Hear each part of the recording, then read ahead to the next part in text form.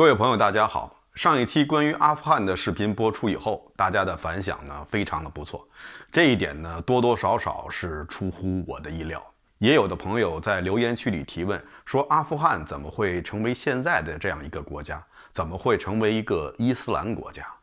而上集中提到的贵霜帝国、安息帝国，现在又跑到哪里去了？我相信这些问题呢，在今天的视频节目中，大家都能够找到答案。以往我们的视频节目呢，大部分都是立足于中国，以中国为中心点来讲解不同时期的历史。今天呢，我们把这个中心转移一下，转移到中亚地区。所以呢，我会把中国历史与世界历史结合起来，揉在一起讲。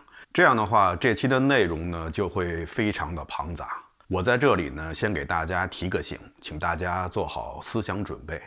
我本期的目的之一，就是想在自己因为大脑缺氧而昏厥之前，尽量把诸位也整晕了。要说以后阿富汗历史的演变，还是得要从上期我们提到的四大帝国开始说起。这四大帝国从西边开始算起，就是欧洲的罗马帝国、伊朗高原的安息帝国、中亚的贵霜帝国以及我们的东汉帝国。那么这四个盛极一时的帝国，究竟哪一个是先挂的呢？很遗憾，最先离开我们本期视频节目的，竟然是我们的东汉帝国。公元220年的某一天，那一天正好是下了那一年的第一场雪。曹丕把汉献帝刘协和皇后曹宁，曹宁也是曹丕的妹妹，约到了一个著名的卡拉 OK 厅。曹丕为汉献帝唱了一首歌，歌中唱到：你是不是该安静地走开，还是想不要命地留下来？汉献帝刘协明白了曹丕的用意，也回赠了一首：其实不想走，其实很想留。皇后曹节对他哥哥曹丕的行为非常的气愤，在他置传国玉玺于地的时候，说了一句对他本族人的谶语，说天不作尔等。曹丕小心翼翼地接过了这枚他梦寐以求的传国玉玺，并且马上命人在上面刻上了几个字：曹魏到此一游，是大魏受汉传国玺。这枚从秦朝的时候就流传下来，代表着最高皇权，上面刻有受命于天，既寿永昌的传国玉玺，到现在已经是不知所踪。曹丕也算是没有亏待他这位妹夫，赐万户邑，让他奏表不称臣，以天子礼仪祭祀祖先，并封刘协为山阳公。曹皇后也算是一语成谶。曹魏政权不过持续了40多年，就被司马氏所篡。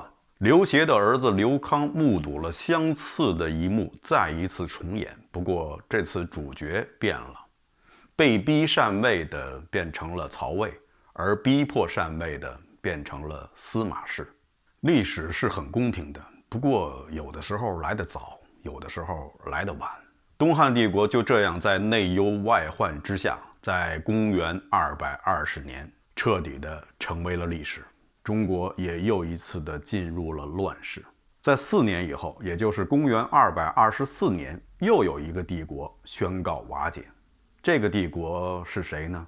这个帝国就是安息帝国。安息帝国呀，基本上和两汉这个帝国呢，一直是相始终的。它是建立于公元前200多年，和西汉建立的时间差不多，和东汉灭亡的时间也差不多。感觉安息和东汉呢，像一对好基友，一个人走了，另外一个人绝不愿独活。安息帝国的运气呢也不太好，特别是在它的帝国的最后的100-200年，也就是公元1世纪和2世纪。这个时期，它的邻居罗马帝国正处于最强盛的时期，基本上可以说是见一个灭一个。安息帝国在这段时间被罗马帝国打得很惨，终于是在公元224年，当地的一名波斯人贵族宣布他所领导的地区独立，然后呢，还跟安息帝国的国王打了一仗，杀死了国王，安息帝国就此覆灭。取代它的就是萨珊波斯。萨珊波斯呢，又被称为波斯第二帝国。关于波斯第一帝国呢，大家可能也多少了解一点，就是由居鲁士二世创立的那个地跨欧亚非的大帝国。大家在电影《斯巴达300勇士》中，斯巴达勇士们抵抗的那支由薛西斯率领的军队，就是波斯帝国的军队。这部电影反映的也是希波战争期间的温泉关战役。希波战争是以波斯的失败而告终，从那以后，波斯帝国就开始一蹶不振，最后是被亚历山大的马其顿帝国所征服。在亚历山大死了以后，马其顿帝国也迅速的瓦解，取而代之的是塞琉古帝国，而安息帝国就是打败了萨琉古帝国以后建立起来的。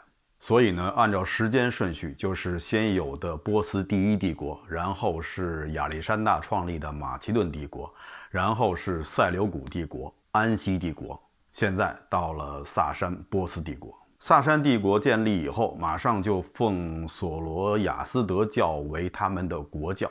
这个索罗亚斯德教还有另外一个名字，大家可能比较熟悉，叫拜火教，又叫祆教。喜欢金庸小说的朋友可能马上就会意识到，这是不是就是在《倚天屠龙记》中提到的张无忌的明教？张无忌呢，就是明教教主。据说这个明教的总坛就是在波斯，他们还有圣火令，也是视火为圣物。金庸先生提到的明教确实是以祆教作为背景的。不过呢，小说呢毕竟是艺术创作，它其中提到的一些教中的情形和祆教实际的教义是完全相悖的。金庸先生在他的小说中经常用一些历史事件作为背景，但毕竟那是小说，所以很多时候是金老先生和大家开了一些历史的玩笑。萨珊帝国建立以后，也积极地开始对外扩张。在它向西发展的时候，就遇到了罗马帝国。那时候的罗马帝国依然强盛，所以萨珊帝国占不到什么便宜。西进的路程受阻，但是它在东部的发展还是比较顺利的。它的东边就是占据中亚和印度河流域大部分地区的贵霜帝国。贵霜帝国不像罗马帝国，也不像萨珊波斯帝国，它没有那么强烈的领土扩张的欲望。它当年是被匈奴赶到了这个地方，他现在所得到的这一切对他来说已经是意外的惊喜，所以啊，他很知足。他对他国内的管理呢也是非常的松散，基本上是实行的一国恩制或一国恩赐方制。下辖的各个地区，只要你不造反，按时的交税，你爱干什么就干什么，他是一概不管，做了一个撒手掌柜的。这样造成的局面呢，就是帝国的凝聚力越来越下降，各地的纷争不断，形成了一种类似于诸侯割据的局面。这时候萨珊帝国又从西边杀过来，很快中亚包括现在的阿富汗地区就被萨珊帝国所占据。贵霜帝国的噩梦还没有结束，在他最后所占据的土地上，又出现了一个新的民族，一个更加骁勇善战的民族。这个民族叫燕达族，西方呢管他们叫白匈奴。他们是从哪儿来的呢？他们就是从中华的文化圈，从西域那边溜达过来的。这个燕达族也成了压死贵霜帝国这只稻草的最后一头骆驼。终于是在公元425年，贵霜帝国灭亡。而在公元425年前后，中国又正处于什么时期呢？中国那时候已经走过了三国两晋，五胡乱华，已经步入了南北朝时期。北边是北魏政权，而南边就是刚刚取代了东晋政权的刘裕创立的刘宋。公元425年前后呢，正好是刘宋的第二位皇帝，就是刘裕的儿子刘义隆的元嘉年间。大家记得辛弃疾的那首《京口咏顾亭怀古》，其中呢有这样几句：元嘉草草，封狼居胥，赢得仓皇北顾。那时候正是南朝的刘宋锐意北伐的时候，而北边北魏的皇帝就是北魏太武帝拓跋焘。那么这些燕达人，也就是白匈奴人，他们是怎么跑到中亚的地界上去的呢？其实啊，他们和大肉之人一样，也不是自己想到这个地方来的，也是被别人轰到这儿来的。是谁轰的他们呢？因为他们是来自于中华的文化圈，所以呢，这时候我们就要把视角放回到中国。大家知道，在秦汉时期和中原政权征战的游牧民族主要是匈奴族，但其实最早在中国北方草原上的游牧民族不仅仅是有匈奴，还有一个比较强大的游牧民族叫东胡。后来匈奴打败了东胡，东胡就逃到了中国的辽东地区。他们之所以叫东胡，也是由此而来。中原的人称匈奴为胡，他们又处在匈奴的东部，所以称之为东胡。东胡人被打败以后呢，痛定思痛，就重新对自己做了一个职业规划，决定要当山大王。当时东胡分成了2支，一支占据了鲜卑山，一支占据了乌桓山。由此东胡也就分成了鲜卑和乌桓2支。在三国时期，乌桓被曹操所灭，鲜卑呢也分成了东鲜卑、北鲜卑和中鲜卑。大家知道的慕容鲜卑、宇文鲜卑，金庸小说中的慕容复就是出身于慕容鲜卑，还有宇文鲜卑。北鲜卑中有一个部后来变得越来越强大，它就是拓跋部，后来建立了统一中国北方的北魏政权。不光是鲜卑的拓跋部，鲜卑的其他部在中国历史中的表现也都很高调。比如说后来的契丹、女真、满族，这些都是鲜卑族人创立的政权。北魏在取得了中国北方的控制权以后，它的主要精力也就放在了中原地区，而草原地区也就形成了一个巨大的权力真空。这个真空就被曾经是北魏鲜卑人的奴隶柔然人慢慢的占据了下来。柔然称霸草原以后，也开始慢慢的向南拓展，这样就和北魏产生了冲突。北魏从来不把柔然这个他们过去的奴隶放在眼里，所以就有了《木兰辞》中说的可汗大点兵。那个时候就应该是北魏太武帝拓跋焘点兵征讨柔然的时期。柔然被打得大败，从此不敢再向南方拓展，所以就把拓展的方向转成了东西两侧。他在往西拓展的过程中，就闯入了以前白匈奴燕搭人所居住的区域。柔然人打不过北魏，但是他打得过白匈奴，所以就把白匈奴一直往西赶。这就像极了当年西汉赶匈奴，匈奴赶大月支的这种骨牌式效应。白匈奴被赶得没地方去，就一头扎进了中亚地区。到了这个地区才发现，哇，这个地方实在是太好了，可谓是人傻钱多。所以白匈奴人马上就给柔然帝国发了一封律师函，责怪他们为什么当年不早点打我，为什么打我的时候打得这么轻，如果打得重一点，我就能早点到这么一个好地方了。其实想起来，人生有时候也是如此，有时候你被迫做出的一个选择，可能恰恰能使你柳暗花明，峰回路转。大的咱们且不说，就比如说在旅游的时候，有时候你被迫在某一地方停下来，却意外发现了你计划之外的风景。我相信这一点呢，很多朋友都有切身体会。我本人呢，有一次就驾车出游，开着开着呢，车没油了。我下车以后四处观望，突然就发现了一个令我终身难忘的一处美丽的景色，就是前方不远有一个加油站。这个时候中亚这个地方已经是打得不可开交，不过相对于欧亚大陆的西边来说，这边还算是太平的。欧亚大陆最西边的帝国就是罗马帝国，也是4大帝国中唯一尚存的最后一个帝国。这时候也遇到大麻烦了。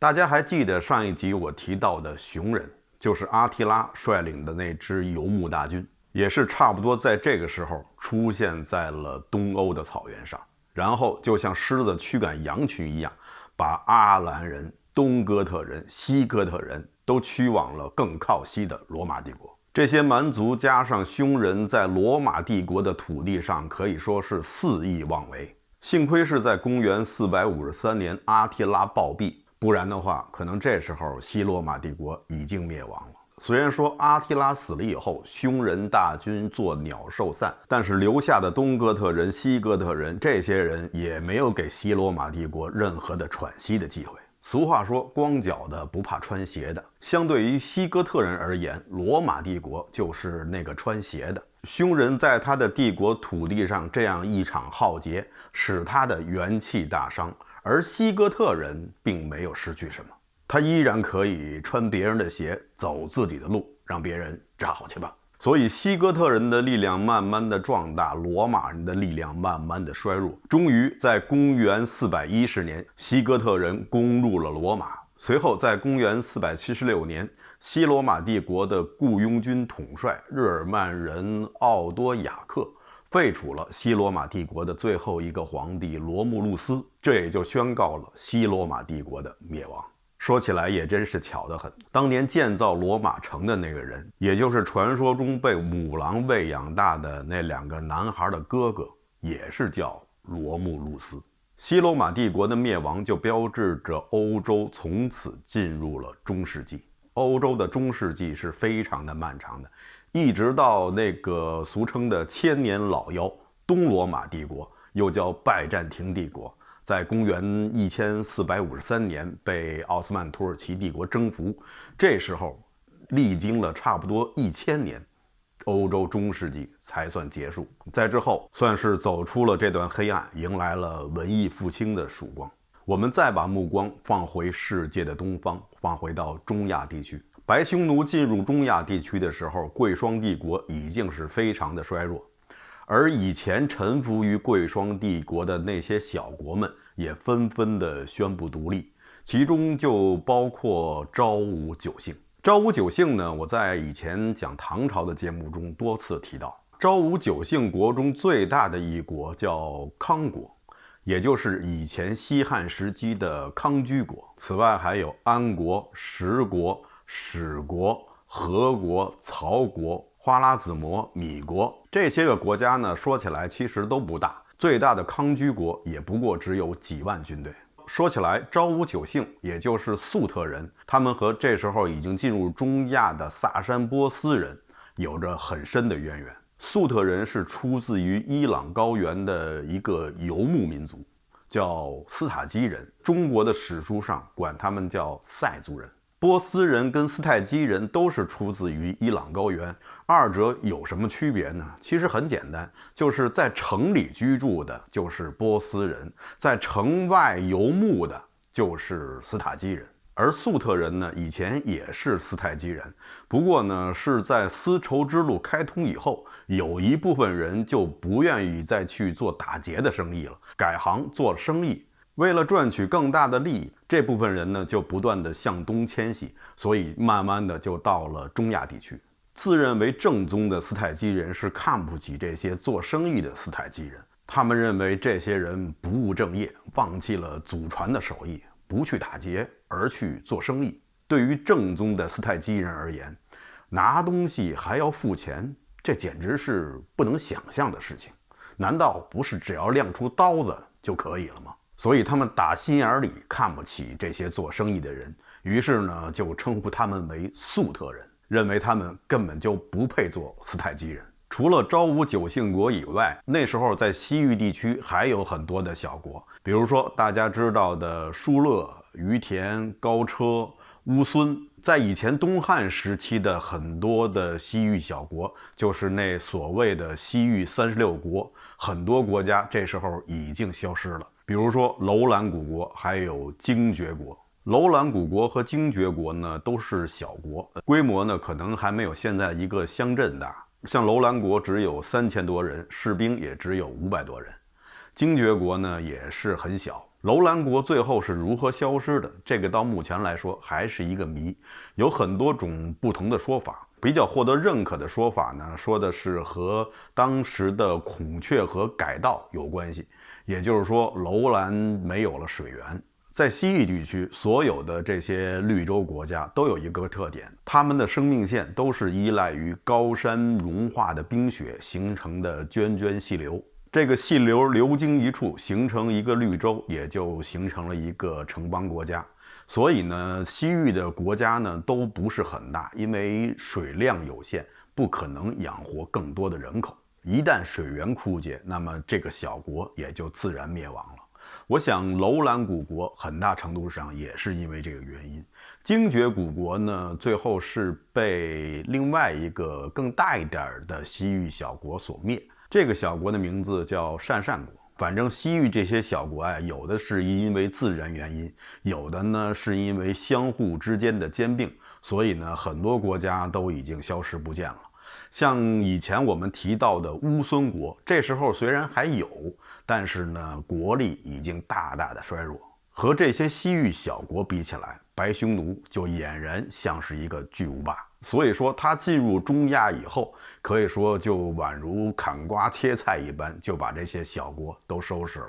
捎带手还灭亡了贵霜帝国，然后迎头就撞上了也来这边抢购的萨珊波斯帝国。两支军队一交手，虽然最初的胜利是属于萨珊，但最终的胜利却是被白匈奴夺走了。在现在阿富汗的一个地方，白匈奴与萨珊帝国的军队进行了一场大战。在这场战役中，白匈奴获得了巨大的胜利。战后居然让不可一世的萨珊波斯国向白匈奴称臣。几百年后，在中国的宋朝人体会过的这种耻辱，这时候萨珊波斯就已经不情愿地做了一次用户体验。白匈奴这次是威名远扬，真的是远扬，因为连远在中国的北魏都知道了白匈奴的威名。北魏那时候还在和柔然作战，他知道白匈奴跟柔然有仇，而且白匈奴的武力又这么强，又是在柔然的后方，所以很自然，北魏就想仿效当年的汉武帝联合大肉支对付匈奴一样，派出了使节联系白匈奴，共同对付柔然。白匈奴跟大肉支不一样，他不会好了伤疤忘了疼，他还记得当年柔然是怎么打他的，而且他发给柔然的律师函至今仍然没有收到柔然的道歉，所以他就答应了北魏，两国一起夹击柔然。柔然是连吃败仗，实力大大受损。这时候呢，又出了一个插曲，被白匈奴打败的萨珊波斯帝国也看到了北魏的军力，他想，如果我联合北魏的话，这样是不是就能一雪前耻，把白匈奴赶出去？这时候，在北魏和白匈奴的合力打击下，柔然已经是堪堪不支。而北魏又开始担心白匈奴由此就占据了中亚和西域，而且还会威胁到他的北部的草原，将来迟早会成为他的心腹大患。所以在他们收到萨珊波斯帝国的邀请以后，就答应了萨珊波斯帝国合力打击白匈奴。白匈奴在得知北魏背弃了盟约以后，就马上和已经被打趴下的柔然达成了合作意向，两股力量开始合击北魏。而此时的北魏面临着两股力量的联合进攻，已经是应接不暇，所以他不得不把帝国的重心放在了北方，而对于中国南朝的进攻就大为减缓，所以也就有了在中国的南朝。那时候是在梁武帝的时候，出现了南朝484，多少楼台风雨中这样的祥和局面。再以后，北魏孝文帝推行汉化改革，却激发了鲜卑人和汉族人之间的民族矛盾，最后导致了六镇起义，北魏也分裂成了东魏跟西魏，再到后来的北齐、北周。这时候面对柔然和白匈奴的强大压力，形势是岌岌可危。出乎人意料的是，最先崩溃的并不是西魏，而是柔然。北魏和柔然这两个帝国，这时候就像两个拳击手，已经打到了第12回合，双方都已经是精疲力尽，摇摇欲坠。这时候，即便是那位举牌子的比基尼女郎，也完全有能力把他们俩打趴下。何况这时候走出来的并不是什么纤弱的美女，而是一群打铁的。这些人就是柔然部落的段奴阿史那部落，也就是后来的突厥。阿史那部落不堪忍受柔然贵族的欺凌，就联合同样被柔然灭国的高车，一起向柔然发动了进攻。柔然帝国瞬间土崩瓦解。被击溃的柔然人分成了两部分，一部分向东就形成了后来的士韦和契丹，一部分呢向西，就是历史中的阿瓦尔人。这些阿瓦尔人后来还建立了一个汗国，并且向东罗马帝国发动了进攻，恍惚间就好像100多年前的匈人。最后阿瓦尔人是被扑克牌中的老 K 所击败，消失在了历史之中。这个扑克牌中的老 K 就是查理曼大帝。灭掉了柔然以后，突厥帝国马上与萨珊波斯达成了协议，促成了联盟，合力夹击白匈奴。这样白匈奴的好日子也到头了。白匈奴在两大帝国的夹击之下，最终是退出了历史舞台，他们的族人也与其他的民族融合，消失在了历史长河之中。随后突厥与萨珊波斯以阿姆河为界，瓜分了中亚地区，而此时位于阿姆河西岸的阿富汗就并入了萨珊波斯帝国。突厥帝国占据了西域的大部分地区和中国北方的草原，他的力量此时已经远远超过了当年的匈奴和鲜卑。如果不出意料的话，突厥帝国很快就会大举南下，夺取中原。如果真的是那样的话，那么像以后蒙古南征征服整个中国的一幕，可能就会提前600多年上演了。好在天佑中华，公元581年，隋朝统一中国。在经历了将近400年的分裂局面以后，中原大地又一次迎来了统一。隋朝虽然是2世而亡，但是他却为唐朝干搭了人梯，为唐朝打下了坚实的基础。也是在隋文帝的努力之下，突厥被分成了东突厥和西突厥。公元618年，唐朝建立，随后唐太宗李世民拍死了东突厥，唐高宗李治拍死了西突厥。唐帝国在西域设置了安西都护府和北庭都护府，重新执掌西域以及中亚地区。粟特族以及西域的其他小国也纷纷归附于唐帝国，唐帝国也迎来了它最鼎盛的时期。而后到了唐玄宗李隆基执政期间，唐朝的国力和对西域的控制力达到了历史的顶峰。而此时在西边的萨珊波斯帝国遇到了麻烦，在那个长期被他们忽略的一块不毛之地，那个阿拉伯半岛，日后的阿拉伯帝国悄然崛起，在公元651年灭掉了萨珊波斯帝国，而这一年也是唐高宗永贞2年。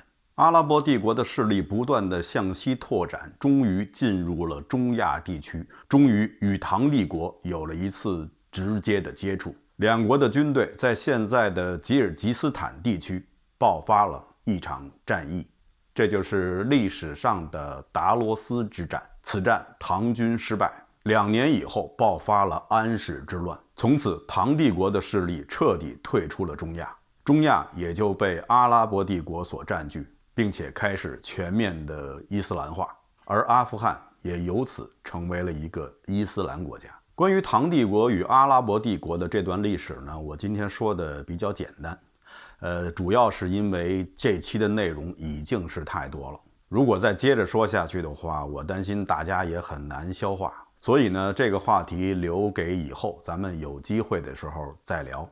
今天我给大家展现的这幅巨大的画面呢，说的是从东汉亡国到隋朝建国这400多年间整个欧亚发生的大事情。其中最主要的就是发生在公元4世纪和5世纪，在全球范围内游牧民族对现存文明的冲击。这是一场文明与野蛮的100年大战。类似这样的冲击在世界5000年的历史中曾经发生过3次。在这场博弈中，文明虽然有时候会被野蛮的武力打脸，但是文明战胜野蛮是必然的结果。因为文明最核心的力量并不是体现在武力上，而是体现在它对人性的尊重，它代表着人心，代表着人性，代表着对生命的尊重，对理性生活的向往。而这些都是人的本能，不管过程如何的曲折，人总归要回归自己的本能。这也就是文明能够战胜野蛮的最根本的原因。好的，以上就是本期节目的全部内容，谢谢大家收看，欢迎大家点赞订阅，咱们下期节目再见。